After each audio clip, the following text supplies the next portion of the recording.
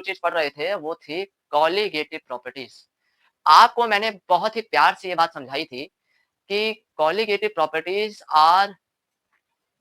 are those physical properties of a very dilute solution which depends upon number of solute particle and does not depends upon nature of solute particle.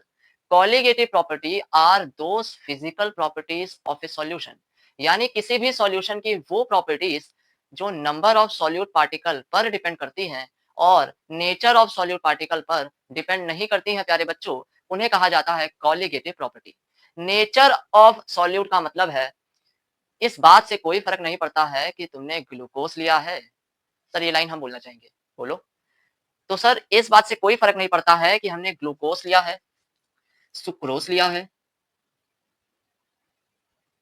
या क्या लिया है, बल्कि इस बात से फर्क पड़ता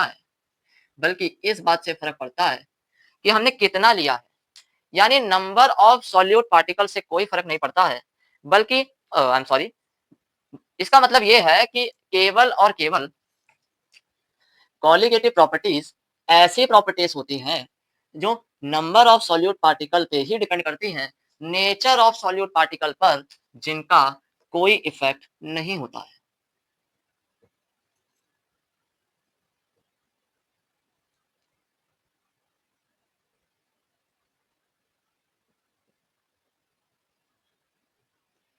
चार तरह की कॉलीगेटिव प्रॉपर्टी बच्चों आपको बताई गई थी। चार तरह के कॉलीगेटिव प्रॉपर्टीज आपको बताई गई थी। सबसे पहले आपको बताया था relative lowering in vapour pressure. अरे याद है कि नहीं याद है? सबसे पहले मैंने आपको बताया था relative lowering in vapour pressure, यानी P not minus P S upon में पी नॉट बराबर होता है, किसके बराबर होता है? अरे सर, बराबर होता है मोल फ्रैक्शन ऑफ सॉल्यूट के। क्या बात है। दूसरी कॉलीगेटिव प्रॉपर्टी जो मैंने आपको बताई थी, जो मैंने आपको समझाई थी, वो थी एलिवेशन इन बॉइलिंग पॉइंट, यानी बॉइलिंग पॉइंट का बढ़ जाना। अब किसकी बॉइलिंग पॉइंट बढ़ जाती है मेरे प्यारे बच्चों? तो अरे सर, आपने बताया था कि सॉल्यूशन की बॉइलिंग पॉइंट बढ़ जाती है।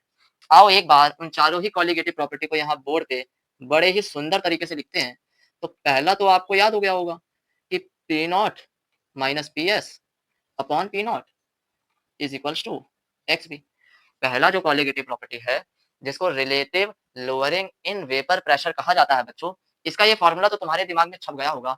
अगर नहीं छपा है अभी भी तो बात है ये समस्या की, इसको जितना जल्दी हो सके मेरे प्यारे बच्चों, इसको जितना जल्दी हो सके उतना जल्दी इसको अपने इस ब्रेन के अंदर छाप दो।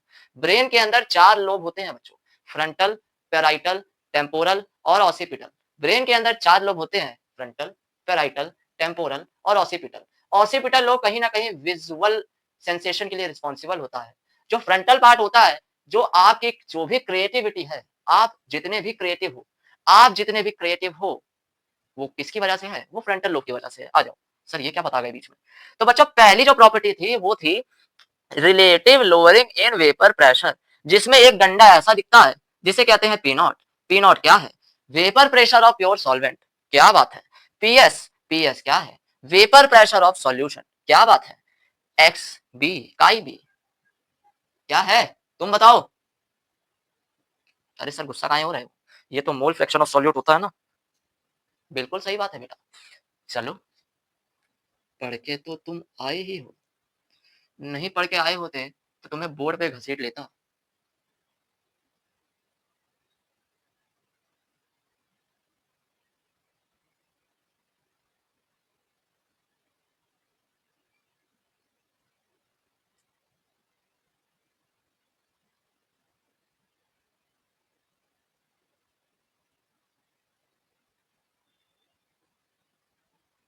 अब कुछ बच्चे यहाँ पे एक चीज लिखी गई है उसको देख के फड़फड़ा रहे होंगे, तो बेटा अभी मैं उसको समझाऊंगा। हाँ ठीक है, वो मैंने गलत लिखा है, मैंने वो जानबूझ के गलत लिखा है ताकि जब तुम पेपर में बैठो ना तो तुम्हारे दिमाग में वो बात क्लिक कर जाए, वो सब ठीक है, मैं अभी बताऊंगा। हाँ वो चीज गलत लिखी है, समझ गया मैं, अभी बताऊंगा, रुको।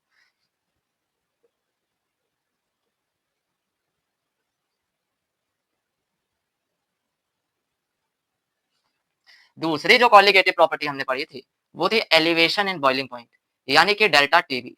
केबी होता है मोलल एलिवेशन कांस्टेंट या यूबिलियोस्कोपिक कांस्टेंट। स्मॉल एम होता है तुम्हारा मोलालिटी, यानी number of moles of solute present in 1 kg of solvent. Number of moles of solute present in 1 KG of solvent. ये होता है बच्चों तुम्हारा मोलारिटी। अब एलिवेशन इन बॉइलिंग पॉइंट है, यानी बॉइलिंग पॉइंट का बढ़ जाना है। तो किसका बॉइलिंग पॉइंट बढ़ जाता है? अरे सर, सॉल्यूशन का बॉइलिंग पॉइंट बढ़ जाता है। तो आपने ये गलत लिखा है। जो बड़ा है उसमें से छोटे वाले को माइनस किया जाता है। बड़ा है सॉल्यूशन का बॉइलिंग पॉइंट, तो टीबी यहाँ आएगा। टीबी यानी बॉइलिंग पॉइंट ऑफ सॉल्यूशन, और टी नॉट भी यहाँ आएगा, यानी boiling point of pure solvent. इसके बाद तीसरी जो हमने कॉलिगेटिव प्रॉपर्टी पढ़ी थी वो थी डिप्रेशन इन फ्रीजिंग पॉइंट, यानी फ्रीजिंग पॉइंट का घट जाना। मेरे प्यारे बच्चों, राज दुलारे बच्चों, मैंने तुमको कहा था कि तीसरी कॉलिगेटिव प्रॉपर्टी हमने पढ़ी थी डिप्रेशन इन फ्रीजिंग पॉइंट, यानी फ्रीजिंग पॉइंट का घट जाना। केएफ होता है molar depression constant. Sir mic check कर लिया कीजिए बार बार, नहीं तो समस्या का सामना करना पड़ सकता है। केएफ होता है मोलर डिप्रेशन कांस्टेंट, या इसी को कहा जाता है क्रायोस्कोपिक कांस्टेंट। मेरे प्यारे बच्चों, राज दुलारे बच्चों, मेरे सबसे प्यारे बच्चों, मेरे बहुत ही प्यारे बच्चों, केएफ होता है मोलर डिप्रेशन कांस्टेंट या क्रायोस्कोपिक कांस्टेंट। चाहे केबी हो या केएफ हो, ये तुम्हारा सॉल्वेंट के ऊपर डिपेंड करता है। चाहे केबी हो या केएफ हो, ये तुम्हारा सॉल्वेंट के ऊपर डिपेंड करता है। ये इस बात के ऊपर डिपेंड करता है कि तुमने जो है सॉल्वेंट क्या लिया है। चाहे केबी हो चाहे केएफ हो, ये इस बात के ऊपर डिपेंड करता है कि तुमने सॉल्वेंट क्या लिया है। अगर तुमने सॉल्वेंट लिया है पानी, पानी रे पानी तेरा रंग कैसा, जिसमें भी डालो उसके जैसा। अगर तुमने सॉल्वेंट लिया है पानी, तो पानी के लिए केबी चमचमाता हुआ होता है। पानी के लिए केबी चमचमाता हुआ होता है 0.52। अगर तुमने सॉल्वेंट पानी लिया है, तो पानी के लिए बच्चों केवी तुम्हारा होता है बहुत ही प्यारा सा चमचमाता हुआ, यहाँ दिख रहा होगा कि अगर तुमने सॉल्वेंट पानी लिया है तो पानी के लिए तुम्हारा केवी होता है 0.52 और केएफ होता है 1.86। क्या बात है, क्या बात है। अगर तुमने पानी लिया है तो पानी के लिए हमेशा इस बात को याद रखना, इस बात को हमेशा याद रखना कि पानी के लिए केवी होता है 0.52 और केएफ होता है 1.86।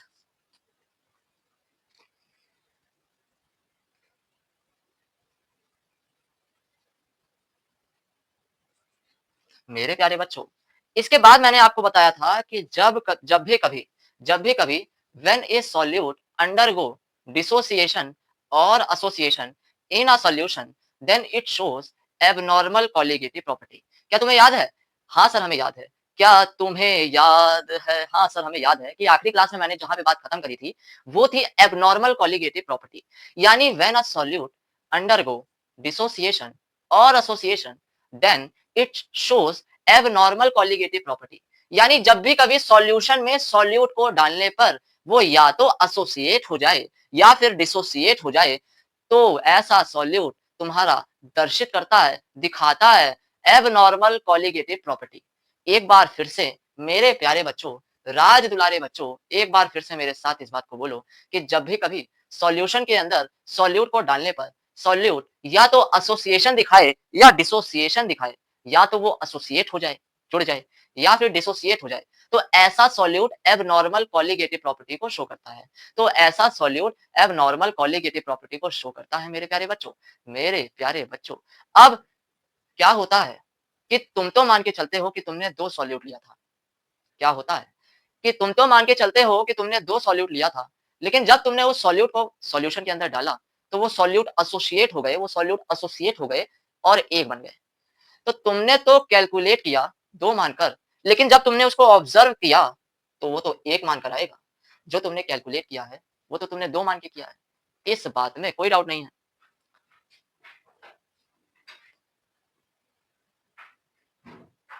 कि जब तुमने कॉलिगेटिव प्रॉपर्टी को कैलकुलेट किया तो तुमने 2 सॉल्यूट लिया था, लेकिन सॉल्यूट को जैसे ही सॉल्यूशन के अंदर डाला गया, सॉल्यूट को जैसे ही सॉल्यूशन के अंदर डाला गया, तो वो सॉल्यूट एसोसिएट हो गया और एक बन गया। तो जब तुम ऑब्जर्व करोगे ना, तो जो कॉलिगेटिव प्रॉपर्टी तुम्हें दिखाई देगी, वो एक सॉल्यूट के आधार पे दिखाई देगी, ना कि 2 सॉल्यूट पे। यानी कि यहाँ पे जो कॉलिगेटिव प्रॉपर्टी सोची गई थी और जो कॉलिगेटिव प्रॉपर्टी हमें ऑब्जर्व हो रही है, वो दोनों डेविएटेड होंगी, अलग-अलग होंगी, यानी एक एबनॉर्मेलिटी आपको देखने को मिलेगी। तो इस टॉपिक का नाम था एबनॉर्मल कॉलिगेटिव प्रॉपर्टी। जो कॉलिगेटिव प्रॉपर्टी आप ऑब्जर्व करोगे मेरे प्यारे बच्चों, और जो कॉलिगेटिव प्रॉपर्टी तुम्हें वास्तव में देखने को मिलेगी, यानी कैलकुलेटेड कॉलिगेटिव प्रॉपर्टी और ऑब्जर्व कॉलिगेटिव प्रॉपर्टी में तुम्हें डेविएशन देखने को मिलेगा, और इसी डेविएशन को कहा जाता है एबनॉर्मल कॉलिगेटिव प्रॉपर्टी। तो अब हम क्या करें सर? हमें तो कॉलिगेटिव प्रॉपर्टी को कैलकुलेट करना है। अरे! तो हम क्या करें सर? हमें तो कॉलिगेटिव प्रॉपर्टी को कैलकुलेट करना है और हमने ये 4 फ़ॉर्मूले याद किए हैं। तो प्यारे बच्चों इन चारों ही फ़ॉर्मूलों में हमें बस एक छोटी-सी मॉडिफ़िकेशन करनी पड़ती है। एक छोटी-सी चीज़ को इसमें ऐड करना पड़ता है। उसको ऐड करने के बाद जब तुम ऐसे सॉल्यूट के लिए कॉलिगेटिव प्रॉपर्टी कैलकुलेट करोगे, जो या तो एसोसिएशन दिखाए या फिर डिसोसिएशन दिखाए। जब तुम ऐसे सॉल्यूट के लिए कॉलिगेटिव प्रॉपर्टी को कैलकुलेट करोगे, जो या तो एसोसिएशन दिखाए या फिर डिसोसिएशन दिखाए, तो तुम एकदम एग्ज़ैक्ट कॉलिगेटिव प्रॉपर्टी को कैलकुलेट कर पाओगे। अब वो छोटी-सी चीज़ क्या होती है, तो पीछे से कोई चिल्ला के बोल रहा है, एक फैक्टर होता है सुंदर सा, एक फैक्टर होता है सुंदर सा, एक फैक्टर होता है सुंदर सा, एक फैक्टर होता है सुंदर सा जिसे कहा जाता है वेंट हॉफ फैक्टर।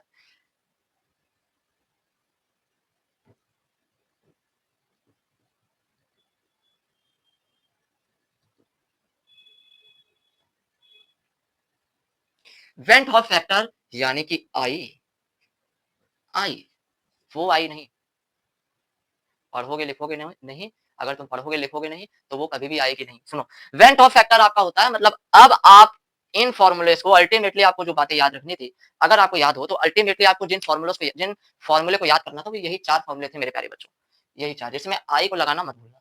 मैं लिख देता हूँ कि आई को लगाना मत भूलना। बच्चों इसमें जो सबसे छोटी सी मिस्टेक मेरे प्यारे बच्चे, मेरे रास दुलारे बच्चे कर सकते हैं, वैसे तो तुम कोई मिस्टेक नहीं करोगे। जब पेपर को देखोगे तो तुम्हारे मुँह से जो सबसे पहली बात निकलेगी, वो यही निकलेगी कि अरे सर, आपने पढ़ाया तो पूरा ही पढ़ा दिया। तो बच्चों जो सबसे छोटे से मिस्टेक बच्चे करते हैं, कॉलीगेटिव प्रॉपर्टी देखो, इस चैप्टर में जो सवाल आता है, वो कॉलीगेटिव प्रॉपर्टी से ही आता है और कॉलीगेटिव प्रॉपर्टी में भी वो एबनॉर्मल कॉलीगेटिव प्रॉपर्टी यानी आई को इंक्लूड करना ही पड़ता है। अब एक बात बताओ मेरे प्यारे बच्चों, रास दुलारे बच्चों, मैं कह रहा हूँ कि इसे ही याद करके रखो, हमेशा आई लिखना फ़ॉर्मूले में। अब अगर कोई ऐसा सॉल्यूट है जो ना तो डिसोसिएशन दिखाए, ना एसोसिएशन दिखाए।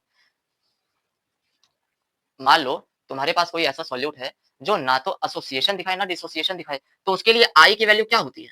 अरे सर! उसके लिए आई की वैल्यू 1 होती है।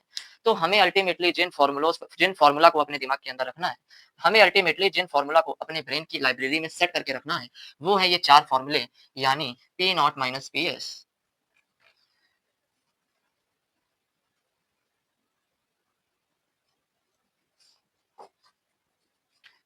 इसको याद कर लो। अगली क्लास में मैं किसी से भी पूछ सकता हूँ और जो मुझे नहीं बता पाया ना बेटा, तो तुम समझ लेना फिर उसके साथ क्या होने वाला है। चलो आगे बढ़ते हैं। तो आई के आपको फ़ॉर्मूले बताए थे, बताओ? हुँ, हुँ। तुम बताओ क्या ये ठीक लिखा है? हाँ सर, ठीक लिखा हुआ है। आई का दूसरा फ़ॉर्मूला क्या था? अब तुम बताओ? हुँ, अच्छा ऑब्ज़र्व आएगा ऊपर, ऑब्ज़र्व कॉलिगेटिव प्रॉपर्टी हाँ? अच्छा ऑब्ज़र्व ऊपर आएगा और कैलकुलेटेड वाला? कैलकुलेटेड वाला नीचे आएगा। अच्छा मॉलिक्यूलर वेट वाला बताओ? हाँ, तुम्हें याद है कि मैंने तुम्हें बताया था प्यारे बच्चों कि कोलिगेटिव प्रॉपर्टी और मॉलिक्यूलर वेट आपस में इनवर्सली प्रोपोर्शनल होते हैं। तो यानी अगर ऑब्जर्व सीपी ऊपर आ रहा है, तो ऑब्जर्व एमडब्ल्यू नीचे आएगा। एमडब्ल्यू ऑब्जर्व एमडब्ल्यू कहाँ आएगा? अगर ऑब्जर्व सीपी ऊपर है, तो इसका मतलब ऑब्जर्व एमडब्ल्यू नीचे आएगा। इनवर्सली प्रोपोर्शनल का यही मतलब होता है, ठीक है? इनवर्सली प्रोपोर्शनल का यही तो मतलब होता है। इनवर्सली प्रोपोर्शनल का यही तो मतलब होता है मेरे प्यारे बच्चों कि एक चीज़ अगर ऊपर है, तो दूसरी नीचे आएगी। अगर एक चीज़ नीचे है, तो दूसरी चीज़ ऊपर आएगी। अब मुझे बहुत ही प्यार से बताओ कि तुम्हें कौन-सा फ़ॉर्मूला याद रखना था? अरे सर! ये क्या बोल गए? ये तो छोटा-सा बच्चा भी बता देता कि हमें ये वाला फ़ॉर्मूला याद रखना था। ये तो एक छोटा-सा बच्चा, प्यारा-सा बच्चा जिसको अभी बोलना भी नहीं आया है, अगर मैं उससे भी पूछूँगा ना कि बेटा वेंट ऑफ फैक्टर का कौन-सा फ़ॉर्मूला याद रखना है? तो वो कहेगा ए आई ए आ ए ई आ ई ओ ई आई आई मतलब वो यही बोलना चाहता है कि आई होता है number of moles of solute after dissociation और association divided by number of moles of solute before dissociation और एसोसिएशन। क्या बात है?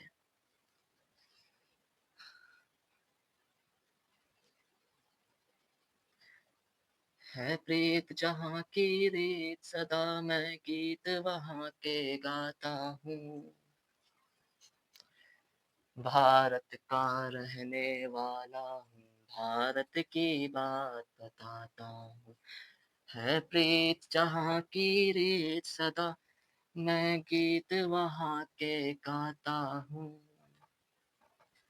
भारत का रहने वाला हूँ, भारत की बात बताता हूँ, जब जीरो दिया मेरे भारत ने मेरे भारत ने, दुनिया को तब गिनती आई, बेताना दशमलव भारत तो, यूं चांद पे जाना मुश्किल था, धरती से चांद की दूरी का अंदाजा लगाना मुश्किल था। इसके बाद बच्चों सबसे आखिर में मैंने तुम्हें एक छोटी सी बात बताई थी कि कैसे रेंट ऑफ फैक्टर को तुम्हें कैलकुलेट करना है। मैंने 2 एग्ज़ाम्पल लिए थे। एक आपका लिया था NaCl का एग्ज़ाम्पल। मैंने 2 एग्ज़ाम्पल लिए थे प्यारे बच्चों। एक मैंने लिया था NaCl का एग्ज़ाम्पल और दूसरा लिया था K2SO4 का एग्ज़ाम्पल। अब वो 2 एग्ज़ाम्पल एक बार और दिखा देता हूँ। एक बार और जो है उन 2 एग्ज़ाम्पल्स को मैं थोड़ी-सी सेटअप थोड़ा-सा ऊपर-नीचे हो रहा। सर बड़ा बोर्ड कब लाओगे सर? प्लीज़ बड़ा बोर्ड ले आओ। सर प्लीज़ बड़ा वाला बोर्ड ले आइए। बेटा काम चल रहा है। बहुत जल्दी बड़ा वाला बोर्ड जो है आपको यहाँ पे लगा हुआ मिलेगा। बहुत जल्द। सर स्मार्ट बोर्ड बेटा जो है एक्चुअली में वर्थ नहीं है, ठीक है?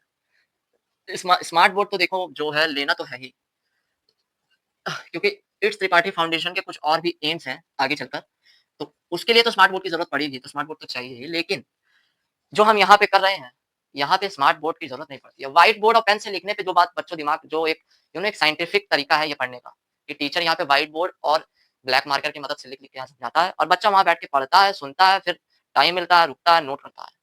सर टाइम कहाँ देते हो? अरे! ठीक है? तो ये पढ़ने का तरीका होता है बच्चों, तो यार उसको फॉलो करो, सवाल मत उठाओ। तो आपको जो सबसे पहला वाला एग्ज़ाम्पल मेरे प्यारे बच्चों, मेरे राज दुलारे बच्चों, NaCl मान लिया कि इसका डिग्री ऑफ डिसोसिएशन है अल्फा। NaCl टूटता है Na+ Cl- में। जब T 0 है, यानी जब शुरुआती हुई थी, तो मानो ये 1 था। अब 1 में से कुछ अल्फा जाएगा, यहाँ 1 लिखा हुआ है ना, तो 1 में से 1 अल्फा जाएगा, जो यहाँ है, वही यहाँ है। 1 में से 1 अल्फा जाएगा, यहाँ पे भी देखो 1 ही लिखा हुआ है, तो जब यहाँ से 1 अल्फा जाएगा, तो यहाँ से 1 अल्फा बनेगा, यहाँ से 1 अल्फा बनेगा, ठीक? अब I क्या होता है? सर I होता है Na/NB। हाँ सर, ये छोटे बच्चे ने बात बताई है, हमें याद नहीं था। वो छोटा बच्चा आया और उस छोटे बच्चे ने हमें बताया कि I होता है number of moles after dissociation और association divided by number of moles before dissociation और एसोसिएशन। तो आफ्टर वाला तो ये वाली बात है आफ्टर की, और बिफोर ये है। तो इसको जब इसको ऐड करोगे बच्चों, तो 1 minus alpha plus alpha plus alpha, तो ये आ जाएगा 1 प्लस अल्फा। इतना आसान होता है आई निकालना, इतना आसान होता है आई को कैलकुलेट करना। क्या बात है। अब अल्फा की वैल्यू दी होगी, ठीक, 0.2 दी होगी, 0.3 दी होगी, या कुछ भी दी होगी, या 1 दी होगी, तो उसे यहाँ पुट करोगे। तो अब मान लो 1 दी है, अब आपको बताया था कि अगर स्ट्रॉन्ग इलेक्ट्रोलाइट होता है, सर ये इलेक्ट्रोलाइट क्या होता है? सर ये इलेक्ट्रोलाइट क्या होता है? अरे गधे हो गया तुम एकदम। पिछली क्लास में कुछ पढ़ के आए भी हो कि नहीं पढ़ के आए हो? पिछली क्लास में एक चैप्टर तुम्हें बताया गया था, आयनिक इक्विलिब्रियम, याद है? लास्ट क्लास में, जब 11th क्लास में जब तुम पढ़ के आए थे, पिछली क्लास का मतलब मैं 11th क्लास की बात कर रहा हूँ, तो वहां पे एक चैप्टर तुम्हें बताया था आयनिक इक्विलिब्रियम। उसमें बताया जाता है स्ट्रॉन्ग इलेक्ट्रोलाइट क्या होता है, वीक इलेक्ट्रोलाइट क्या होता है। तो कुछ पढ़ के आए हो कि सब यही एक ही क्लास में जानना चाहते हो? तो ऐसा नहीं होता है बेटा, जब वो चैप्टर पढ़ाऊंगा तब वहां बताऊंगा। स्ट्रॉन्ग इलेक्ट्रोलाइट के लिए अल्फा 1 होता है, 100% होता है अल्फा। यानी स्ट्रॉन्ग इलेक्ट्रोलाइट जैसे ही एक्वस सॉल्यूशन के अंदर डाला जाता है, तो वो कंप्लीटली डिसोसिएट हो जाता है आयंस के अंदर। जब स्ट्रॉन्ग इलेक्ट्रोलाइट को सॉल्यूशन के अंदर डाला जाता है, तो कंप्लीटली डिसोसिएट हो जाता है आयंस के अंदर। तो जब अल्फा 1 होता है, तो 1 को यहाँ पुट करोगे, 1 प्लस अल्फा आया था ये, तो 1 प्लस 1 होगा, तो यानी कि आई आ जाएगा कितना, 2 आ जाएगा। अरे भैया तो सर गुस्सा हो गए, आप तो सर गुस्सा हो गए। बेटा गुस्सा होने वाली बात नहीं है, ठीक है? थोड़ा थोड़ा पढ़ाई लिखाई पे ध्यान दो, बाकी सब कुछ ठीक है, कोई बात नहीं है। देखो जीवन में सब कुछ करना चाहिए, कोई चीज गलत नहीं है बच्चों, और कोई चीज सही नहीं है। सिर्फ एक बात याद रखो कि जो भी चीज लाइफ में तुम कर रहे हो, वो धर्म संगत होनी चाहिए, ठीक है? धर्म ये ना कहे कि ये गलत है। बाकी अगर धर्म ये नहीं बोलता है कि ये गलत है, तो इसका मतलब you are free to do that, ठीक है? कोई और तुम्हें कुछ भी कहता है, कोई और तुम्हें कुछ भी बोलता है, कोई और तुम्हें कोई भी किसी भी तरह का ज्ञान देने की कोशिश करता है, तो यू हैव टू तुम अपने कान बंद कर लो, ठीक है? या तो फिर उसके उसका जो है उसके सम्मान के साथ खेल जाओ, उसे उसकी भाषा में जवाब दो, क्योंकि भाई कुछ कमी तो उसके अंदर भी ज़रूर होगी, उसकी उस कमी को खुरेद दो, ताकि वो फड़फड़ाना स्टार्ट करे, फिर नमक छिड़क देना उसकी उस कमी के ऊपर। या तो ये करो या फिर अनसुना कर दो। तो क्या होता है कि अगर कोई भी चीज़ जो तुम कर रहे हो वो धर्म संगत है, धर्म ये नहीं कहता कि वो गलत है, ठीक? तो तुम वो कर सकते हो बच्चों, ठीक है? बाकी कोई क्या कहता है, क्या नहीं कहता है, उस पे ज़्यादा ध्यान मत दो। ये लोग तो कहेंगे ही, इनका तो काम ही है कहना, इनके पास कुछ और करने के लिए है भी नहीं। दूसरा एग्ज़ाम्पल इसके बाद आपको बताया था K2SO4 का, ओके।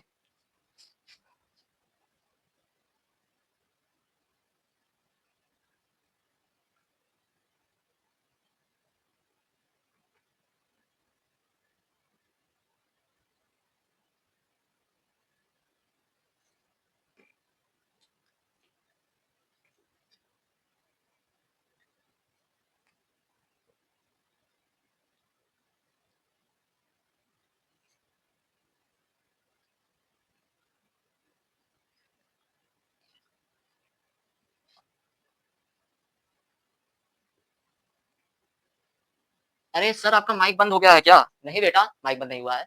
तो मैंने आपको क्या बताया यहाँ पे, क्या आप समझे? कि आपका सारा ध्यान मेरी आवाज़ के ही ऊपर था।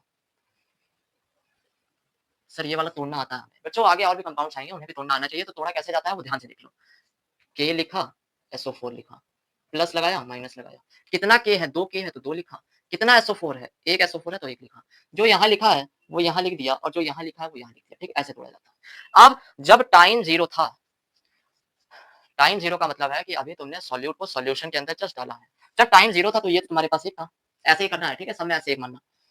और ये सब तो रहा नहीं होगा, ये सब तो 0-0 रहा होगा। आगे बढ़ते हैं। उसके बाद 1 में से कुछ 1 अल्फा जाएगा। यहाँ सर ये 1 कैसे लिखे हो? तो बच्चों जो यहाँ चीज़ लिखी होती है, वो यहाँ लिखते हैं। अब यहाँ अगर कोई नंबर नहीं लिखा हुआ होता है, तो हम मानते हैं कि यहाँ 1 लिखा हुआ है। आगे बढ़ो। अब 1 माइनस 1 अल्फा, 1 अल्फा यहाँ से जाएगा। यहाँ देखो 2 लिखा है ना, 2 अल्फा बनेगा। यहाँ 1 लिखा है ना, तो यहाँ 1 अल्फा बनेगा।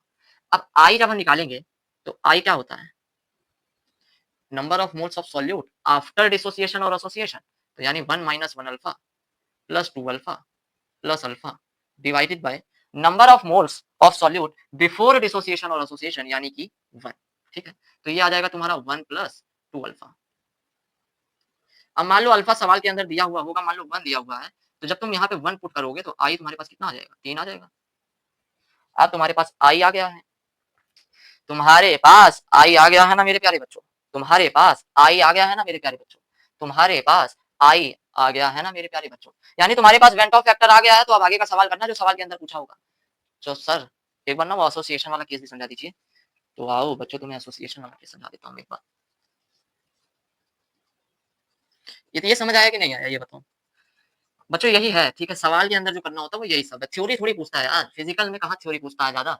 जहाँ थ्योरी पूछेगा ना, जहाँ से थ्योरेटिकल मतलब क्वेश्चन आएगा कि जहाँ से, हाँ, यहाँ से थ्योरेटिकल सवाल भी बनते हैं, तो वहां पे मैं तुम्हें खुद बताऊंगा, यकीन मानो। वहां पे मैं तुम्हें खुद बताऊंगा कि प्यारे बेटा यहाँ ये इस चीज को याद कर लेना कि यहाँ से ये थ्योरेटिकल क्वेश्चन है जो पूछा जाता है। तो मैं हूं ना बताने के लिए, क्यों चिंता कर रहे हो? तो जो बता रहा हूँ बस उसको फॉलो तो करो, फॉलो तो करो।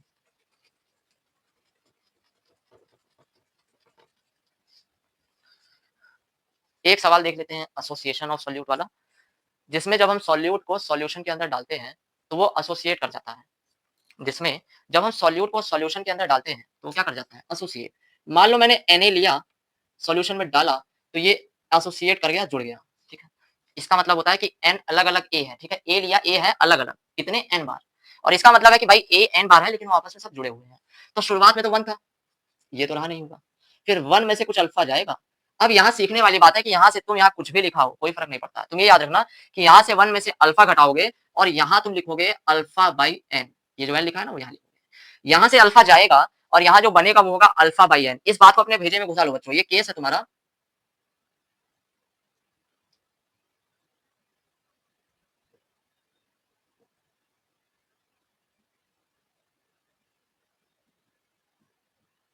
ये केस है तुम्हारा एसोसिएशन ऑफ सॉल्यूट का।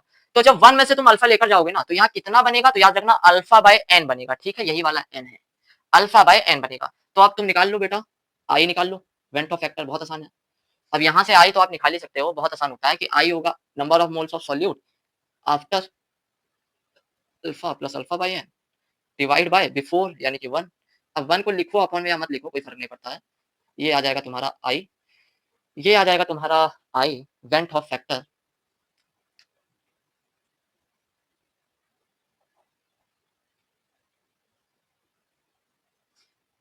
Went of factor in the case of association of solute. ठीक, जब सॉल्यूट एसोसिएट हो जाते हैं तब। सर अब बहुत हो गया है, अब ना हम क्वेश्चन करना चाहते हैं। तो चलो अब आज की क्लास में बहुत सारे अच्छे-अच्छे, सुंदर-सुंदर से सवाल ही तुम्हें मैं करवाऊँगा। तुम भी कहोगे कि अरे सर करवाए तो पूरा ही करवा दिए। कितने घंटे का लेक्चर रिकॉर्ड हो गया है? 36 मिनट का लेक्चर हो गया है रिकॉर्ड। कोई बात नहीं। आज मैं तुम्हारी महामैराथन क्लास ले लूँगा। सारा सिलेबस ही आज खत्म करवाऊँगा। 3 महीने तक लगातार अब क्लास चलेगी बच्चों ये। तो तैयार हो जाओ। ये महामैराथन की पावर इन्फिनिटी है। अब ये क्लास 3 महीने तक लगातार चलेगी और तुम भी कहोगे कि अरे सर पढ़ाए तो पूरा ही पढ़ा दिए। है प्रीत जहाँ की भी सदा। चलो बच्चों मैं पहले ना सवाल लिख लेता हूँ। मैं पहले सवाल लिख लेता हूँ, इसके बाद मैं आपको सवाल करवाता हूँ, ठीक है? शांति बनाए रखेंगे सारे बच्चे। सारे ही बच्चे शांति के साथ क्लास में बैठेंगे। जब मैं स्कूल में पढ़ा करता था प्यारे बच्चों, तो ना तो वो था हमारा जो हमारी जो आरएसएस संस्था है उसका स्कूल था वो, विद्या भारती का। तो क्या होता था ना उसमें सुबह प्रेयर होती थी और दोपहर में लंच से पहले भी प्रेयर होती होती थी। तो वहाँ पे ऐसे बोलते थे कि सारे बच्चे अपना-अपना सामान किनारे रखकर हाथ जोड़ के प्रार्थना करेंगे। एक्चुअली वो काफ़ी पॉज़िटिव था बच्चों, काफ़ी पॉज़िटिव था। वो सारे जो संस्कार दिए जाते हैं हम स्कूलों के अंदर, they are the builder of us, ठीक है? वही हमें बनाते हैं। हम क्या बनते हैं आगे चलकर, आपको लगेगा सर ये सब जो है बेकार की बातें हैं, ऐसा कुछ होता नहीं है। लेकिन बच्चों वो तुम्हारी जो सबकॉन्शियस माइंड है ना तुम्हारा, जो तुम्हारा सबकॉन्शियस माइंड है, ये सारी चीज़ें उस ब्रेन को डेवलप करती हैं। वो ब्रेन आगे चलकर कैसा बनेगा, यही सारे जो संस्कार हैं, यही निर्धारित करते हैं उस बात को। अभी तुम छोटे हो, मासूम से बच्चे हो तो तुम इस बात को नहीं समझ पाते हो, कोई बात नहीं है। तो सारे बच्चे शांति बना के रखो, सवाल लिख लेने दो पहले, सवाल लिख लेता हूँ, इसके बाद मैं इसको करवाता हूँ, ठीक है?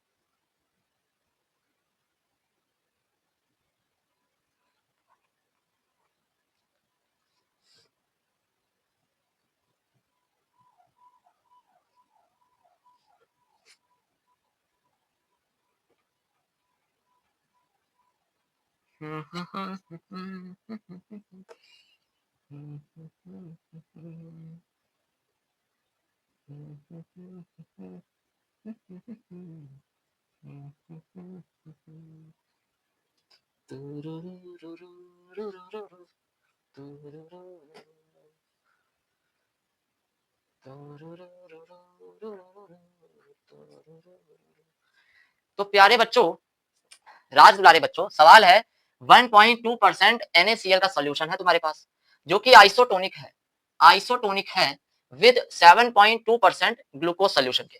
तो ये बात है, क्या बात है? आइसोटोनिक का मतलब आपको बताया था कि आइसोटोनिक की बात तब करी जाती है जब दो सॉल्यूशन के ऑस्मोटिक प्रेशर बराबर होते हैं। आइसोटोनिक की बात मेरे प्यारे बच्चों तब करी जाती है जब दो सॉल्यूशन के ऑस्मोटिक प्रेशर बराबर होते हैं। तो यानी कहीं ना कहीं यहाँ पे पाई 1 बराबर होगा पाई 2 के। कहीं ना कहीं यहाँ पे पाई 1 बराबर होगा पाई 2 के। चलो पाई 1 क्या होता है? पाई 1 होता है सर M1 R T।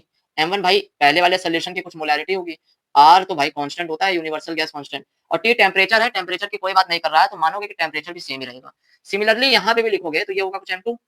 भाई कोई दूसरा सॉल्यूशन है तो उसकी कुछ मोलैरिटी होगी M2। R तो भाई वही सेम ही होगा क्योंकि R यूनिवर्सल गैस कांस्टेंट होता है और टेम्परेचर की देखो कोई बात कर नहीं रहा है तो मान के चलेंगे कि टेम्परेचर भी क्या होगा? सेम ही होगा। अब जब टेम्परेचर भी सेम ही होगा तो देखो क्या होगा? R से R कटेगा, R से R कटेगा। सर क्या आप एक चीज़ भूल नहीं रहे हो यहाँ पे? अच्छा हुआ बेटा बता दिया तुमने, वरना तुम लोगों का मैं भरता बना देता। अभी देखो, सर भरता बना देते, ये क्या होता है? बच्चों आई लगाना मत भूलना, यहाँ पे कुछ I1 होगा और यहाँ पे कुछ I2 होगा। आई लगाना मत भूलना। जितने भी कॉलिगेटिव प्रॉपर्टी मैंने तुम्हें बताई है, जितनी भी कॉलिगेटिव प्रॉपर्टी मैंने आपको पढ़ाई है, उन सब के अंदर आई को लगाना मत भूलना मेरे प्यारे बच्चों। जितनी भी कॉलिगेटिव प्रॉपर्टी मैंने आपको बताई है, जितनी भी कॉलिगेटिव प्रॉपर्टी, जितनी भी कॉलिगेटिव प्रॉपर्टी बच्चों मैंने आपको पढ़ाई है, उन सब के अंदर आई को लगाना मत भूलना। याद रखना, आई को लगाना मत भूलना प्लीज। ठीक है, दरख्वास्त है तुमसे। अब देखो, पहला तो है NaCl, दूसरा है ग्लूकोस। ग्लूकोस, इन तीनों के लिए अल्फा 1 होता है। सॉरी, अल्फा कह रहा हूं, आई, क्योंकि ये ना तो डिसोसिएट करते हैं ना एसोसिएट करते हैं। तो ग्लूकोज के लिए तो मान लो ये ग्लूकोज के यहाँ पे डाटा लिख रहा हूं मैं, और यहाँ पे NaCl का लिख रहा हूँ। ठीक है, तो ग्लूकोज के लिए तो I1 होता है, तो यहाँ पे लिख दो मल्टीप्लाई 1, तो यानी कि यहाँ कुछ मत लिखो। तो यहाँ देखो क्या आ जाएगा, I M1, देखो M मोलैरिटी, मोलैरिटी का फॉर्मूला याद है, मोलैरिटी होता था WB अपॉन में MB into volume of solution, अगर ml में है तो मल्टीप्लाई बाय 1000 लिखते थे। हाँ सर, ऐसा लिखते थे। तो WB क्या होगा सर, तो देखो बच्चों, ये 1.2% NaCl सॉल्यूशन लिखा है ना, तो इसे तुम 1.2 जो लिखा है ना, इसी को तुम W मानोगे यहाँ पे। ठीक है, मोलर वेट ऑफ सॉल्यूट क्या होगा, तो NaCl का मोलर वेट होता है, NaCl का मॉलिक्यूलर वेट होता है 23 होता है Na का, सोडियम का, और Cl का होता है 35.5, यानी 0.5, 5 और 3 8, और 3 और 2 5, यानी 58.5। ठीक है, वॉल्यूम ऑफ सॉल्यूशन, अब ये कैसे पता लगेगा, तो याद रखना कि भाई परसेंटेज तो हमेशा 100 में ही होता है, परसेंटेज हमेशा 100 में ही होता है, तो वॉल्यूम ऑफ सॉल्यूशन तुम्हारा होगा 100 ml, तो ऊपर मल्टीप्लाई कर दोगे किससे, 1000 से। ठीक है सर, अब यहाँ पे M2 लिखना है, तो M2 भी सर हम बताएं, M2 में तुम्हारा W होगा 7.2, ग्लूकोज का मॉलिक्यूलर वेट होता है 180। ठीक है, आप निकाल सकते हैं, ग्लूकोज का मॉलिक्यूलर फॉर्मूला होता है C6H12O6, इसकी मदद से आप ग्लूकोज का मॉलिक्यूलर वेट कैलकुलेट कर सकते हैं। 7.2 W मॉलिक्यूलर वेट इतना, अब परसेंटेज यानी 100 में ही होगा, तो वॉल्यूम ऑफ सॉल्यूशन यहाँ पे होगा 100 मल्टीप्लाई बाय 1000, इससे ये चला जाएगा, यहाँ से 100 से 100 कट जाएगा, 1000 से 1000 कट जाएगा, तो यहाँ से आई तुम्हारा देखो आएगा 7.2 अपॉन में 180, ये 58.5 यहाँ ऊपर जाएगा, और ये 1.2 यहाँ पे नीचे आएगा। तो जब इसको सॉल्व करोगे बच्चों, जब इसे आप सॉल्व करोगे, जो कि आप अपने आप ही करोगे, तो आई तुम्हारा कुछ आ जाएगा 1.78। आई क्या आ जाएगा, 1 बच्चों देखो मैथ है, ठीक है सर, आप कर दीजिए प्लीज, कर दीजिए। नहीं बेटा, मैथ है। अब इसमें मैं लगाऊं और यहाँ 5 मिनट 4 मिनट का और ऐड कर दूं, उससे अच्छा मैं कुछ प्रोडक्टिव तुम्हें बताना दूं, कुछ प्रोडक्टिव तुम्हें पढ़ाना दूं। चलो आगे बढ़ते हैं। तो आई तुम्हारे पास आ गया है, वेंट ऑफ फैक्टर तुम्हारे पास आ गया है 1.78, तो आई तो हमने निकाल दिया। अब पूछा है अल्फा फॉर NaCl, तो पहले आओ अल्फा और आई का जो फॉर्मूला हम डिराइव करते हैं, उसको डिराइव करते हैं। आई और अल्फा से बना हुआ एक फॉर्मूला बनाते हैं ना बच्चों, अभी लास्ट में 2 एग्जांपल तुम्हें समझाए थे, NaCl और K2SO4 का, बस उसी का ये भी रफ कर दे रहा हूँ। ठीक है, समझ जाओगे, ये भी रफ कर दे रहा हूँ। तो उसी की मदद से, अब जिसने नहीं लिखा हो वीडियो पॉज करे, बैक करे, रिवाइंड करे, उसके बाद पॉज करे, लिखे, फिर आगे। तो अब हमें निकालना है अल्फा फॉर NaCl, चलो वो निकालते हैं। NaCl टूटता है Na प्लस और Cl माइनस में, क्या इस बात में कोई डाउट है, अरे सर इसमें कैसा डाउट हो सकता है, ये बात तो हम बचपन से ही पढ़ते हुए आ रहे हैं कि जब नमक को पानी के अंदर डाला जाता है तो वो आयंस के अंदर टूट जाता है। इनिशियली तुम्हारे पास 1 था, अब ये तो 0 0 रहा होगा, 1 में से कुछ अल्फा जाएगा, 1 अल्फा जाएगा, यहाँ 1 अल्फा बनेगा, यहाँ 1 अल्फा बनेगा। अब आई निकालोगे तो आई होगा आफ्टर अपॉन में बिफोर, तो आई आ जाएगा तुम्हारे पास 1 प्लस अल्फा। अब आई कितना आया है 1.78, लग दो यहाँ पे, लिख दो मेरे बच्चों यहाँ पे 1.78, 1 प्लस अल्फा, तो देखो अल्फा तुम्हारे पास आ जाएगा 0.78, और परसेंटेज में अगर निकालना हो तो परसेंटेज में निकालने के लिए इसे मल्टीप्लाई कर दोगे 100 से, तो अल्फा तुम्हारे पास आएगा क्या 78%। अल्फा तुम्हारे पास आएगा क्या मेरे प्यारे बच्चों, 78%, 78%, 78%। आ जाओ, चलो दूसरा सवाल करते हैं।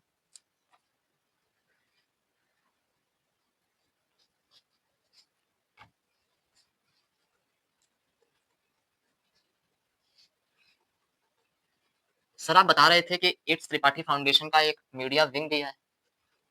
हाँ बच्चों, एक मीडिया विंग भी है, वो ऑपरेट कहाँ पे करता है बच्चों, अभी तो आप जो है उसे एक्सेस कर सकते हो एक्स हैंडल से, जिसे फॉर्मली जिसे ट्विटर कहा जाता था, आप सभी जानते होंगे, ट्विटर नाम का एक प्लेटफॉर्म हुआ करता था, जिसको कहा जाए तो ये गलत नहीं होगा कि दुनिया का सबसे जीनियस व्यक्ति जो है आज के समय में, जिसे आप रियल वर्ल्ड का टोनी स्टार्क बोल सकते हो, रियल वर्ल्ड का आयरन मैन जिसे आप बोल सकते हो बेटा, यानी Elon Musk, Elon Musk, Elon, Elon. आज के समय में जो इलॉन मस्क है, वो आज के समय में जो रियल वर्ल्ड है उसका आयरन मैन है, ऐसा कहा जाए तो ये गलत नहीं होगा बच्चों। तो इलॉन मस्क ने उस ऐप को परचेज़ किया। उस ऐप को परचेज़ करना एक ब्रिलियंट स्ट्रैटेजिक आइडिया था बच्चों। इसकी बात मैं कभी और करूँगा। तो उसका नाम बदल के एक्स रख दिया और उसी एक्स पे हमारा एक इट्स त्रिपाठी फाउंडेशन का एक मीडिया विंग चलता है, एक मीडिया हैंडल ऑपरेट करता है, जिसका नाम है it's Tripathi. Sir it's Tripathi तो चैनल का नाम है। हाँ बच्चों, इसका नाम तो एक ही होगा ना। कंपनी एक ही है, पेरेंट कंपनी एक ही है, बाकी सब तो सब्सिडियरी है चलो। तो उसका नाम है उस हैंडल का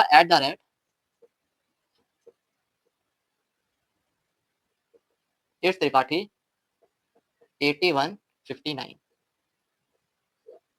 ठीक है, 8159। कहाँ मिलेगा आपको ये? ये आपको मिलेगा आपके अपने एक्स हैंडल पे। ठीक है, जिसे फॉर्मली फॉर्मली जिसे पहले ट्विटर के नाम से जाना जाता था। ठीक है, बेसिकली है ना, चिड़िया सी बन के आती थी, एक चिड़िया सी बन के आती थी, उसके नाम से जाना जाता था ये। तो इसको पहले आपका किसके नाम से जाना जाता था? इसको पहले आपका ट्विटर के नाम से जाना जाता था। अब ये एक्स हैंडल बोला जाता है इसे। X, I don't know what comes in his mind कि इन्होंने एक्स नाम रखा है इसका। वैसे ही इज सो जीनियस। इनके बच्चों के नाम सुनोगे तो इनके बच्चों के नाम न्यूमेरिकल नंबर में होते हैं इनके बच्चों के नाम, कि beta X Y Z alpha gamma theta beta, ऐसे नाम उन्होंने अपने बच्चों के रखे हुए हैं। चलो अगला क्वेश्चन करते हैं बच्चों। मेरे प्यारे बच्चों, और बताओ तुम कैसे हो यार? तुम सभी से बातचीत जो है, मेरे प्यारे बच्चे हो तुम सभी, तो इस बात में तो कोई डाउट नहीं है कि तुम सभी बहुत अच्छे होंगे।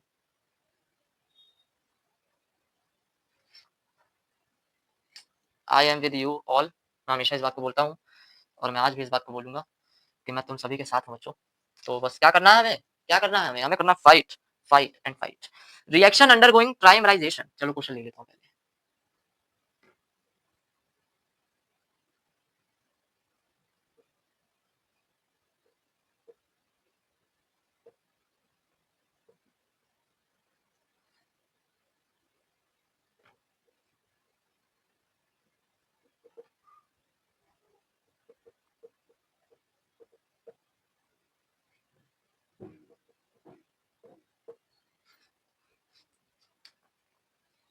तो जैसा कि आप सभी इस सवाल को पढ़ सकते हैं, ये सवाल है रिएक्शन अंडरगोइंग ट्राइमराइजेशन, यानी तीन मॉलिक्यूल्स होंगे, कोई सब्सटेंस होगा जिसके तीन मॉलिक्यूल्स होंगे और वो तीन मॉलिक्यूल एसोसिएट कर जाएंगे।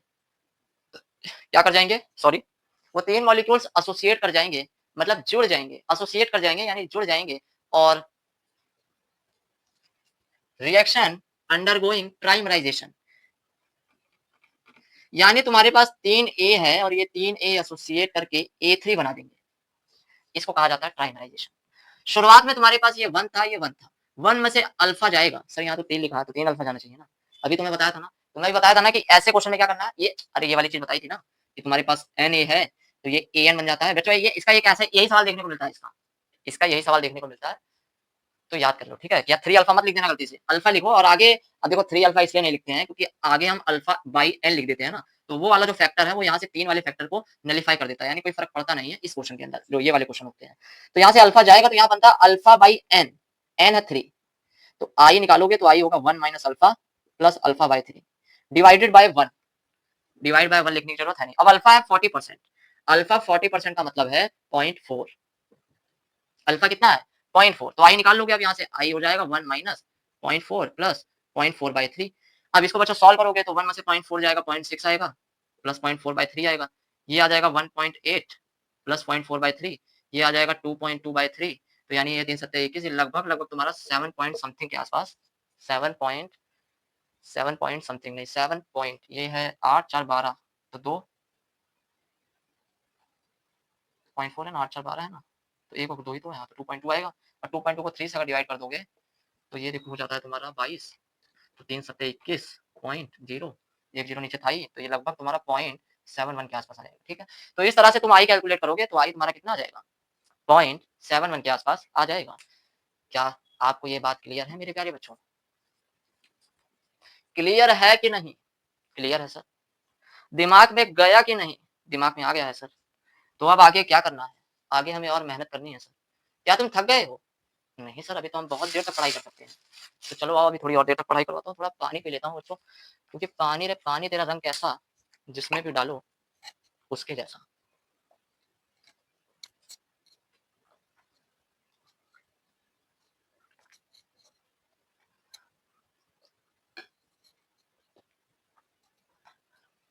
आप सभी भी पानी पी लो, पानी की बॉटल रखे रहो अपने पास। आप सभी जानते ही हो कि बहुत ही भीषण गर्मी भारत के अंदर पड़ रही है। इस भीषण गर्मी में जितना पानी पियो, इस भीषण गर्मी में प्यारे बच्चों जितना पानी तुम पी सको, उतना कम है, ठीक है? इतनी ज़्यादा गर्मी पड़ रही है कि जितना पियो मेरे मतलब जितना पानी तुम पी सको, उतना पानी पियो बच्चों। चलो आगे बढ़ते हैं, ठीक? तो बधाई हो आपको, यहाँ पे कॉलीगेटिव प्रॉपर्टी खत्म होती है। बधाई हो मेरे प्यारे बच्चों, यहाँ पे कॉलीगेटिव प्रॉपर्टी समाप्त होती है। जी हाँ, आप सही सुन रहे हैं। यहाँ पे कॉलीगेटिव प्रॉपर्टी खत्म होती है मेरे प्यारे बच्चों। अब आगे क्या? अब इसके बाद इस चैप्टर में, इस प्यारे से चैप्टर में, इस सुंदर से चैप्टर में जो पार्ट आता है, वो पार्ट आपका होता है सॉल्यूशन आइडियल और नॉन आइडियल सॉल्यूशन। आइडियल और नॉन आइडियल सॉल्यूशन। बच्चों आप बचपन से पढ़ते आ रहे हो कि आइडियल का मतलब क्या होता है।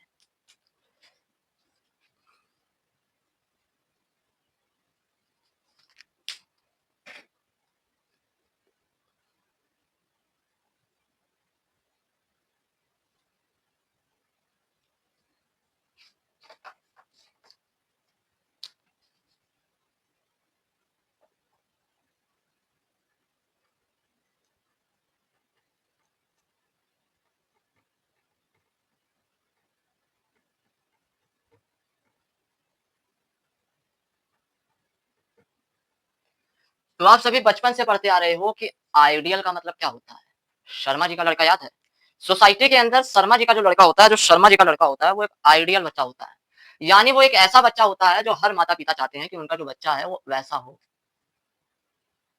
मेरे समय में भी थे एक शर्मा जी के बच्चे, बट मैंने अपनी मेहनत से शर्मा जी को और शर्मा जी के बेटे को और पूरी सोसाइटी को खामोश कर दिया। चलो आगे बढ़ते हैं। तो बच्चों आइडियल सॉल्यूशन का, आइडियल का मतलब होता है कि एक ऐसा जो सारी ही चीजों को फॉलो करे। सर ऐसा कैसे हो सकता है? क्या कोई चीज ऐसी एग्जिस्ट करती है जो सारी चीजों को फॉलो करे? तो नहीं बच्चों, आइडियलिटी का जो कॉन्सेप्ट होता है ये एक इमेजिनरी कॉन्सेप्ट है, क्योंकि प्रैक्टिकल दुनिया में नॉन आइडियल चीजें एग्जिस्ट करती हैं। यानी ऐसा कुछ एग्जिस्ट नहीं करता है जो सारे ही लॉस को फॉलो कर सके। तुम खुद अपना दिमाग लगाओ और सोचो, क्या कोई ऐसी चीज एग्जिस्ट करेगी जो सारे लॉस को फॉलो करे? नहीं। तो आइडियल चीजें जो होती हैं वो रियल नहीं होती हैं। नॉन आइडियल चीजें क्या होती हैं? रियल होती हैं। ठीक है। अब क्या आता है? आओ बताता हूँ क्या आता है।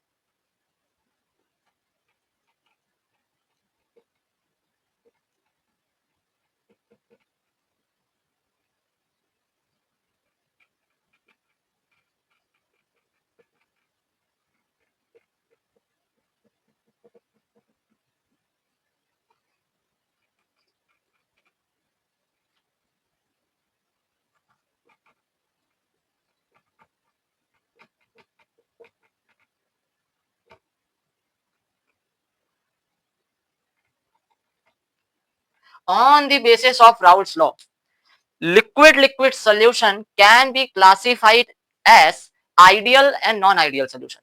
बच्चों जो लिक्विड सॉल्यूशन होते हैं, जो लिक्विड और लिक्विड से बने हुए सॉल्यूशन होते हैं, उन सॉल्यूशन को राउल्ट्स लॉ के आधार पे, राउल्ट्स लॉ पढ़ा था ना हमने, सर पढ़ा था। राउल्ट्स लॉ के आधार पे उन सॉल्यूशन को हम दो पार्ट में डिवाइड कर सकते हैं। यानी उसके आधार पे जो सॉल्यूशन होते हैं वो दो तरह के होते हैं। एक होता है आपका आइडियल सॉल्यूशन और दूसरा होता है आपका नॉन आइडियल सॉल्यूशन।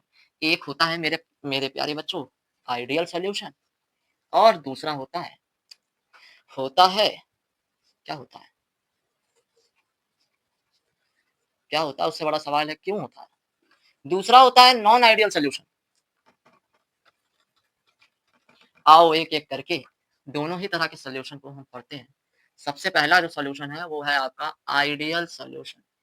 सबसे पहला जो आपका सॉल्यूशन है मेरे प्यारे बच्चों, मेरे राज दुलारे बच्चों, जो सबसे पहले तरह का सॉल्यूशन है तुम्हारा वो है आइडियल सॉल्यूशन।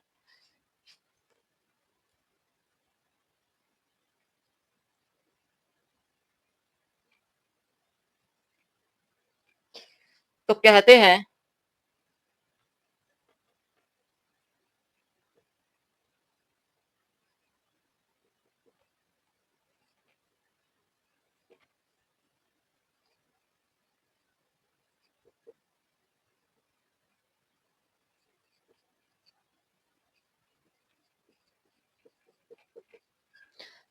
कि विच तो कहते हैं प्यारे बच्चों, विच follows Raoult's law at all concentration and temperature. ऐसे सॉल्यूशन जो राउल्स लॉ को हर कंसंट्रेशन और टेम्परेचर को फॉलो करते हैं, वो आइडियल सोल्यूशन होते हैं। ऐसे सोल्यूशन जो राउल्स लॉ को हर कंसंट्रेशन और टेम्परेचर पर फॉलो करते हैं, उन्हें आइडियल सोल्यूशन कहा जाता है। अब आइडियल सोल्यूशन के क्या फीचर होते हैं, उसको मैं यहां लिखने वाला हूं एक एक करके। चलो पहले ये समझो, तुम्हारे पास एक बीकर है जिसके अंदर ए भरा हुआ है, ठीक है। ठीक है, तुम्हारे पास एक बीकर है जिसके अंदर क्या भरा हुआ है, ए भरा हुआ है। ये मैं इस बात को रिप्रेजेंट करना चाहता हूं, ए और ए के बीच में होने वाला इंटरेक्शन। ये जो मैंने नीचे अलग से लिखा हुआ है, ये इस बात को रिप्रेजेंट कर रहा है कि ए और ए के बीच में होने वाला इंटरेक्शन। याद है ना, इंटर मॉलिक्यूलर फोर्स पढ़ाया था वही। तो ए और ए, क्योंकि इसके अंदर ए के कई सारे मॉलिक्यूल्स भरे हुए होंगे। इस बीकर के अंदर मैंने क्या कहा, ए भरा हुआ है। इस बीकर के अंदर ए भरा हुआ है, तो ए के कई सारे मॉलिक्यूल होंगे और दो मॉलिक्यूल के बीच में लगने वाला ये फोर्स है जिसे इंटर मॉलिक्यूलर फोर्स कहते हैं। तो यहाँ पे मैं बात कर रहा हूँ ए ए इंटरेक्शन की, ठीक है। ठीक है, इसी तरह से एक बीकर और लो जिसके अंदर बी भरा हुआ होगा। क्या भरा हुआ होगा, बी। और यहाँ पे भी वही सेम बात है कि ये जो नीचे मैंने चीज लिखी है, ये बी बी इंटरेक्शन की बात करता है। यानी बी के अंदर दो मॉलिक्यूल्स के बीच में लगने वाला जो इंटरेक्शन है, जो एक दूसरे को खींच रहे होंगे, उसकी बात हो रही है। इन दोनों को मैंने मिलाया सॉरी बच्चों, इन दोनों को मैंने मिलाया और मिला के मैंने बनाया एक बहुत ही सुंदर सी चीज जिसे कहा जाता है सोल्यूशन। ठीक, ये है सोल्यूशन। तो इसके अंदर ए भी है और बी भी है, तो यानी यहाँ पे हम बात करेंगे ए बी इंटरेक्शन की। क्या कोई डाउट है? ठीक है, ए ए इंटरेक्शन, बी बी इंटरेक्शन और ए बी इंटरेक्शन। तो बच्चों जो आइडियल सोल्यूशन होते हैं, जो आइडियल सोल्यूशन होते हैं, उनके अंदर ए ए बी बी और ए बी मॉलिक्यूलर इंटरेक्शन बराबर होते हैं। यानी यहाँ पे जो ए को जितनी तेजी से अपनी तरफ खींच रहा है, यहाँ पे जो बी दूसरे बी को जितनी तेजी से अपनी तरफ खींच रहा है, यहाँ पे उतनी ही तेजी से ए बी को खींच रहा है, बी ए को खींच रहा है। यानी ना तो इंटरमॉलिक्यूलर फोर्स बढ़ी है ना घटी है। जितनी तेजी से ए को खींच रहा था, जितनी तेजी से बी बी को खींच रहा था, उतनी ही तेजी से यहाँ पे भी ये दोनों एक दूसरे को खींच रहे होंगे। तो ओवरऑल जो इंटरेक्शन की पावर थी उसमें कोई चेंज नहीं आता है। तो पहला जो पॉइंट याद करना होता है वो होता है कि भाई यहाँ पे ए ए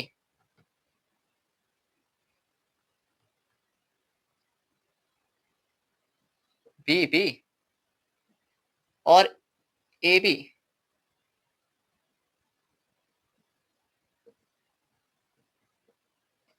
मॉलिक्यूलर इंटरेक्शन बराबर होते हैं। ठीक है, ए ए इंटरेक्शन, बी बी इंटरेक्शन और ए बी इंटरेक्शन क्या होते हैं, बराबर होते हैं। दूसरी जो बात यहाँ पे आती है बच्चों, कि यहाँ पे आइडियल सॉल्यूशन है, तो दूसरी बात आपको याद रखनी है कि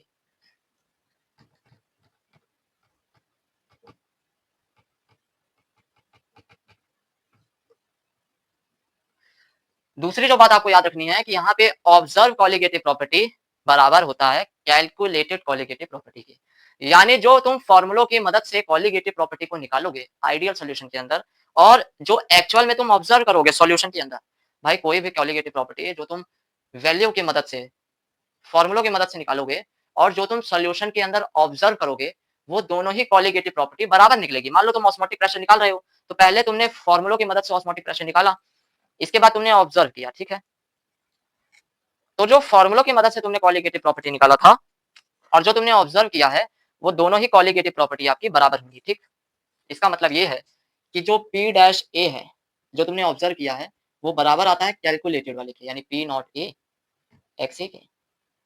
पी डैश बी बराबर आता है P nought B X B के। ठीक है, तीसरी बात, तीसरी बात यहाँ पे जो आपको याद रखनी है वो ये है कि अच्छा अच्छा सर, ऑब्जर्व और कैलकुलेटेड कॉलिगेटिव प्रॉपर्टी बराबर आती है।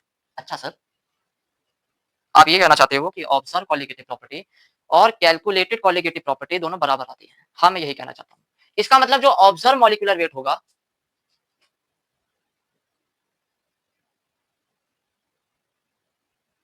वो भी तो बराबर होगा ना कैलकुलेटेड मॉलिक्यूलर वेट के। तो तीसरी बात जो आपको याद रखनी है कि आइडियल सॉल्यूशन के अंदर observe molecular weight calculated molecular weight के बराबर होता है। सॉरी, एक मिस्टेक हो गई है बच्चों। ऑब्जर्व मॉलिक्यूलर वेट, यहां मैं गलती से लिख दिया, ये ऑब्जर्व बीपी आता है यहाँ। तीसरी बात यह है कि ऑब्जर्व बॉइलिंग पॉइंट बराबर होता है कैलकुलेटेड बॉइलिंग पॉइंट के। याद है आपको बताया था कि वीपी और बीपी आपस में इनवर्सली प्रोपोर्शनल थे।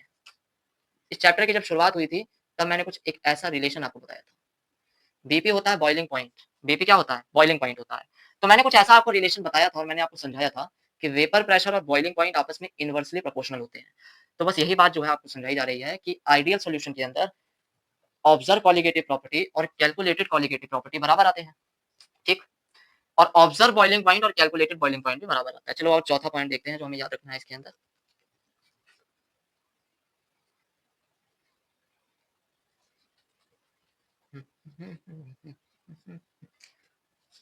बच्चों एक बात बताओ, क्योंकि आइडियल सॉल्यूशन के अंदर ए ए और बी बी और ए बी इंटरेक्शन तीनों बराबर होते हैं। आइडियल सॉल्यूशन के अंदर ए ए इंटरेक्शन, बी बी इंटरेक्शन और ए बी इंटरेक्शन तीनों क्या होते हैं? बराबर होते हैं, ठीक? यहाँ पे लाइन खींच दिया हूँ तो कंफ्यूज मत होना। इसका मतलब सिर्फ यही है कि ए ए इंटरेक्शन, बी बी इंटरेक्शन और ए बी इंटरेक्शन क्या होते हैं? आपस में बराबर होते हैं।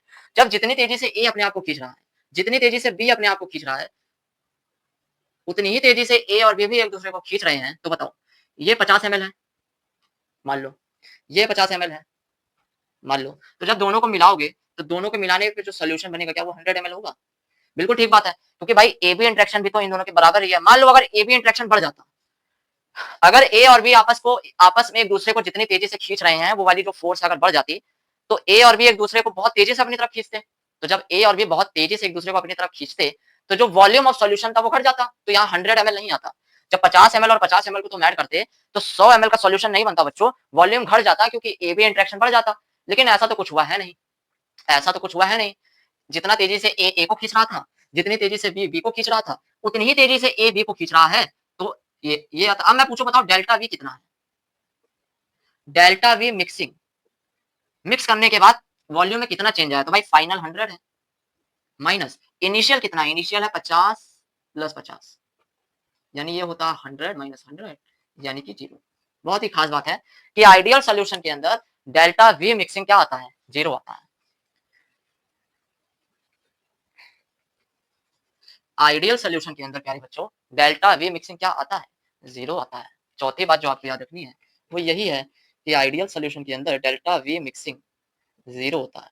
पांचवी बात जो तुम्हें याद रखनी है वो ये है कि डेल्टा एच मिक्सिंग ये भी 0 होता है, ठीक? डेल्टा एच का मतलब है एंथैल्पी। किसी भी केमिकल रिएक्शन के दौरान होने वाला जो हीट चेंज है, या तो हीट एब्जॉर्ब हुई हो या फिर हीट रिलीज हुई हो, उसे कहा जाता है डेल्टा एच। तो आइडियल आइडियल सॉल्यूशन के अंदर जो डेल्टा एच मिक्सिंग होता है, आइडियल सॉल्यूशन के अंदर जो डेल्टा एच मिक्सिंग होता है वो 0 होता है। डेल्टा वी मिक्सिंग 0 होता है, डेल्टा एच मिक्सिंग 0 होता है। छठी चीज है डेल्टा एस मिक्सिंग। सर ये डेल्टा एस क्या है? मेरे प्यारे बच्चों, आपको थर्मोडायनेमिक्स में बताया गया था। मुझे याद नहीं है कि तुम्हें याद है कि नहीं, लेकिन आपको थर्मोडायनेमिक्स के अंदर एक बात बताई गई थी, एक बहुत ही प्यारी सी बात आपको बताई गई थी बच्चों, कि किसी भी केमिकल रिएक्शन की फिजिबिलिटी अगर आपको चेक करनी है, किसी भी केमिकल रिएक्शन की फिजिबिलिटी, फिजिबिलिटी का मतलब है कि वो जो केमिकल रिएक्शन है वो होगी कि नहीं होगी।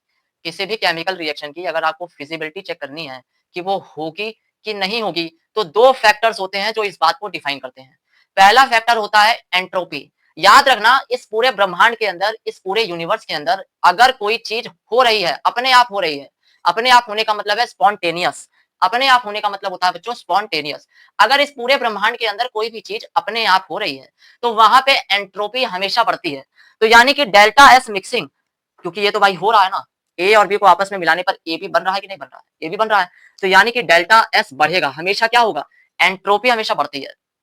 अगर केमिकल रिएक्शन अपने आप हो रहा है तो इसका मतलब ये होता है कि एंट्रोपी हमेशा बढ़ेगी। तो हमेशा याद रखना कि यहाँ पे डेल्टा एस मिक्सिंग हमेशा क्या होगा? बड़ा होगा 0 से, यानी एंट्रोपी हमेशा क्या होगी? बढ़ेगी। और दूसरी बात होती है delta G, delta G mixing. Delta G आपने पढ़ा हो तो थर्मोडायनेमिक्स में पढ़ाया जाता है, पढ़ाऊंगा बच्चों। डेल्टा जी होता है गिब्स फ्री एनर्जी चेंज। कोई भी रिएक्शन अगर स्पॉन्टेनियस है, कोई भी रिएक्शन अगर स्पॉन्टेनियस है, अपने आप हो रहा है, ठीक, स्पॉन्टेनियस रिएक्शन है, यूनिवर्स में अपने आप अकर हो रहा है, तो उसके लिए ये दो फैक्टर कांस्टेंट होते हैं। उसमें एंट्रोपी हमेशा बढ़ती है और change in Gibbs free energy हमेशा घटती है। यानी डेल्टा जी मिक्सिंग घटता है और एंट्रोपी हमेशा बढ़ती है। इस बात को हमेशा बच्चों याद रखना, अच्छी बात है। तो आइडियल सॉल्यूशन के अंदर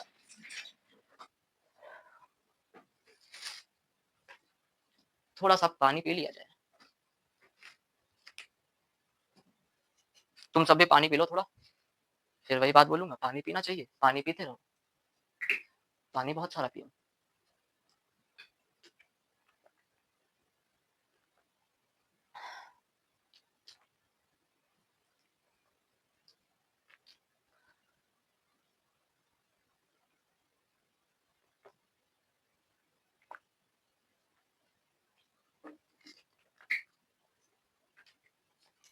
सर कहाँ गए आप?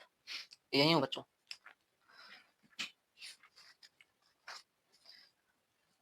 तो ये 6 बातें होती हैं जो आइडियल सॉल्यूशन के अंदर याद रखनी होती हैं। Ideal solution, the solution which follow Raoult's law at all concentration and temperature are called ideal solution. ऐसे सॉल्यूशन जो राउल्ट्स लॉ को हर कंसंट्रेशन और हर टेंपरेचर पर फॉलो करते हैं, उन्हें आइडियल सॉल्यूशन कहा जाता है। आइडियल सॉल्यूशन के अंदर ए बी बी और ए बी इंटरेक्शन बराबर होता है। आइडियल सॉल्यूशन के अंदर कैलकुलेटेड कॉलिगेटिव प्रॉपर्टी और ऑब्जर्व कॉलिगेटिव प्रॉपर्टी बराबर होती है। आइडियल सॉल्यूशन के अंदर ऑब्जर्व बॉइलिंग पॉइंट और कैलकुलेटेड बॉइलिंग पॉइंट बराबर होता है। आइडियल सॉल्यूशन के अंदर प्यारे बच्चों डेल्टा वी मिक्सिंग जीरो आता है, डेल्टा एच मिक्सिंग जीरो आता है, यानी वॉल्यूम में कोई चेंज नहीं आएगा। सिंपल सी बात है, जब ए इंटरेक्शन बी इंटरेक्शन और ए बी इंटरेक्शन तीनों बराबर है तो वॉल्यूम में चेंज कहां से आएगा? तो डेल्टा वी मिक्सिंग जीरो होता है। डेल्टा एच मिक्सिंग भी आपका क्या होता है? जीरो होता है। डेल्टा एस मिक्सिंग हमेशा ग्रेटर देन जीरो रहेगा क्योंकि एंट्रोपी हमेशा बढ़ती है। बताया था ना, स्पॉन्टेनियस रिएक्शन के अंदर एंट्रोपी हमेशा बढ़ती है। और डेल्टा जी मिक्सिंग, मिक्स करने के बाद जो डेल्टा जी निकालते हैं वो हमेशा लेस देन जीरो होता है स्पॉन्टेनियस रिएक्शन के लिए। ठीक है, तो ये होता है आपका क्या? Ideal solution. अब आइडियल सोल्यूशन तो मैंने तुम्हें बता दिया है क्या आइडियल सोल्यूशन।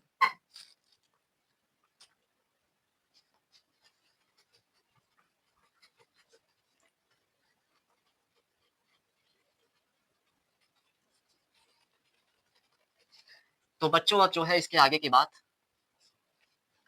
आपके प्यारे से सर के साथ अब हम अगली क्लास में करेंगे। ठीक है,